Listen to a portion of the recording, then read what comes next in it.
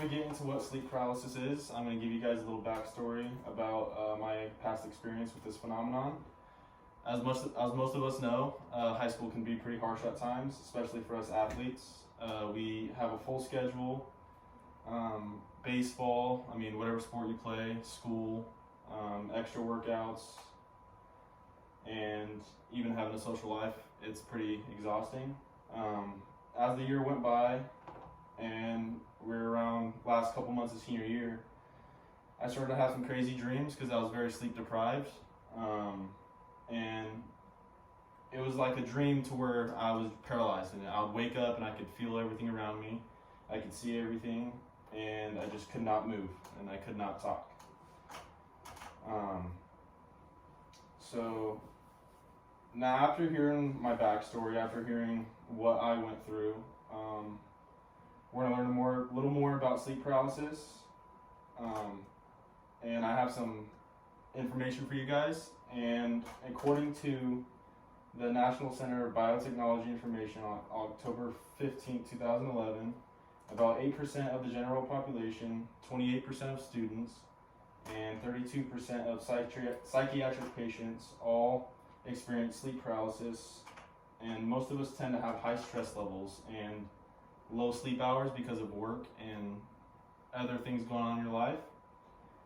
And this lack of sleep and this overworking and this exhaustion of our mind is what causes us to lose part of our REM sleep, and sleep paralysis is what interrupts it, and it stops you from experiencing the dream instead of just sitting there and not being able to do anything. Today we're going to learn about sleep paralysis.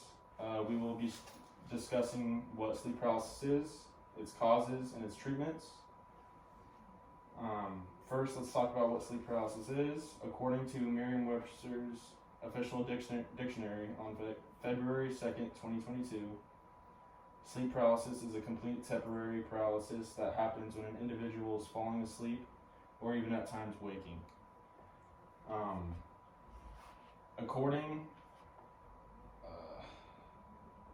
According to Stanford, who is widely known for their medical care and how amazing they are at curing diseases, they did some research on February 4th, 2022, very recently. Sleep paralysis is occurring during REM sleep. If anyone doesn't know what REM sleep is, this is your deepest level of sleep, which happens between an hour and a half to 3 hours during the night. This is where your mind and body act out unpleasant dreams with arm movements, leg kicking, and sometimes even sleep talking. So now that we've talked about what sleep paralysis is, let's talk about the causes of this phenomenon. There are a few causes of this phenomenon. According to American Sleep Association, February 4th, 2011, sleep paralysis is caused by disruption of REM sleep.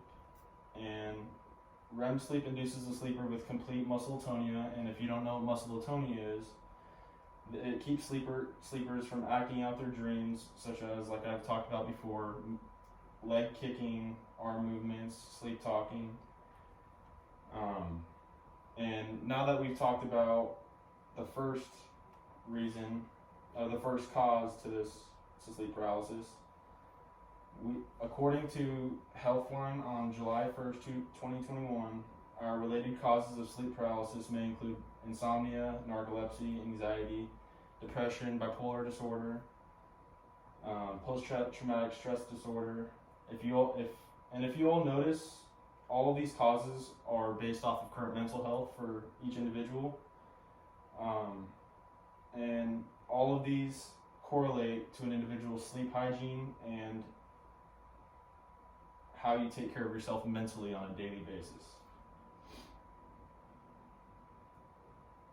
So now that we've talked about what sleep paralysis is and its causes, let's explore the different kinds of treatments for this.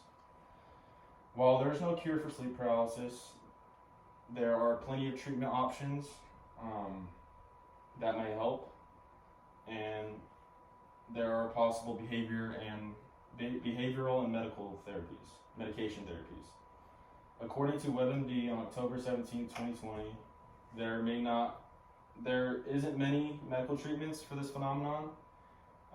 Usually medications can cause hallucinations, and honestly sometimes can cause depression, and it could kind of mess up a person's mental state at some points. And that has a lot to do with sleep paralysis. A few ways you can cure sleep paralysis is by improving sleep habits, getting your full 6 to 8 hours of sleep every night. Antidepressants may help, but are typically not the first thing that are recommended by a doctor. And lastly, in my opinion, the best way to treat this is focus on your mental health for at least 30 minutes to an hour a day.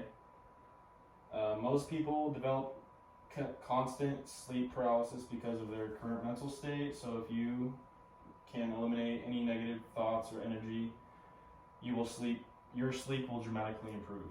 Most people will notice full body and mind relief, along with higher energy levels and a more positive attitude. According to Sleep Advisor, February 4th, 2022, another two main self-treatments that are typically go hand in hand are getting 30 minutes to an hour of exercise daily, lowering caffeine intake. And personally, I have a pretty high caffeine intake, so I mean, the days I have to go little to none, I sleep tremendously better. Today we've learned about sleep paralysis. We've talked about what it is, its causes, and its treatments. Tracking back to the beginning of my speech about the 8% of the general population, 28% of students, and 32% of psychiatric patients all experience sleep paralysis regularly. Sleep paralysis is important, just about anyone, especially students that have a very stressful lifestyle, and student athletes, which is even worse. Looking back at my story, I know what I can do to prevent this, and I know how to keep myself on track mentally to get the best sleep I can, as well as my sleep schedule, getting my 6 to 8 hours every night. I know that I need to do meditation at least twice a week, and I hope that all you guys can take something from my speech today and use it for yourself if you ever experience this or